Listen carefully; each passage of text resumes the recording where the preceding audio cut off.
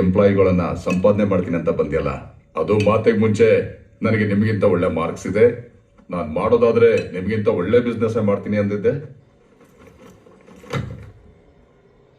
ಇವತ್ತೇನು ಆಗಿದ್ದಾನೆ, ಒಳ್ಳೆ ಬಿಸ್ನೆಸ್ ಪ್ಲಾನರು, ತುಂಬಾ ಇಷ್ಟ ಆದ. ಮತ್ತೆ ಮಾತಾಡ್ತಾ ಏನಂದ ಗೊತ್ತಾ, ಲವ್ ಮ್ಯಾರೇಜ್ ಆಗೋದಾದ್ರೆ ನನ್ನನ್ನೇ ಆಗಿ ಅಂದ.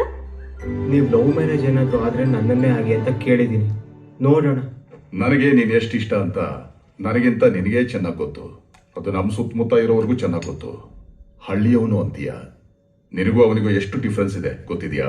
ಡಿಫ್ರೆನ್ಸ್ ಅಂತ ಏನು ಅನಿಸ್ಲಿಲ್ಲ, ಹಾಗ್ ನೋಡಿದ್ರೆ ಖುಷಿಯಾಗೇ ಇದ್ದಾನೆ.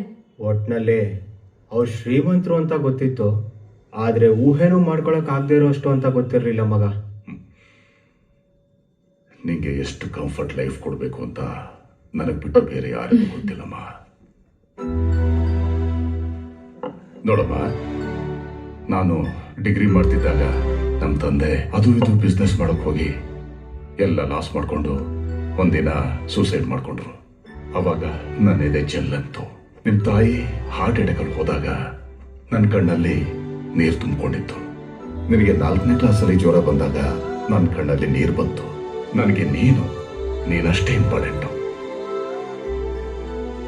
ನಾನು ರಿಕ್ವೆಸ್ಟೇ ಮಾಡ್ಕೋತೀನಿ, ಪರವಾಗಿಲ್ಲ, ನನಗೆ ಅಳೋದು ಅಂದರೆ ಇಷ್ಟ ಇಲ್ಲಮ್ಮ, ಆದರೆ ಅದು ತಾನಾಗಿ ಬರೋ ಹಾಗೆ ಮಾತ್ರ ಮಾಡಬೇಡಮ್ಮ.